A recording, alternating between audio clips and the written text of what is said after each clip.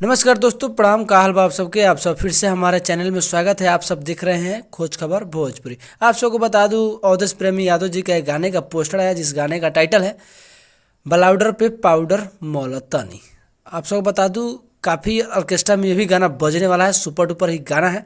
काफ़ी ये भी गाना आएगा, तो आप सबको बता दूं जी किस चैनल से आने वाला है और कब आने वाला है।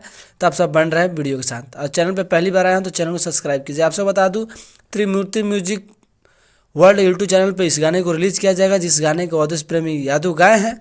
और आप सबको बता दूं कि 8 तारीख को 6 बजे सुबह में इस गाने को रिलीज़ किया जाएगा, जिस गाने का टाइटल है ब्लाउडर पे पाउडर मौलतानी। इस गाने को गाए हैं अवधेश प्रेमी यादव, और इस गाने को लिखे हैं राइटर थारू के द्वारा लिखा गया है इस गाने को, और संगीत दिए हैं विकास यादव। तो आप सब जाएँ त्रिमूर्ति म्यूजिक वर्ल्ड पे, इस गाने को सुनेंगे और काफ़ी सारा प्यार देंगे।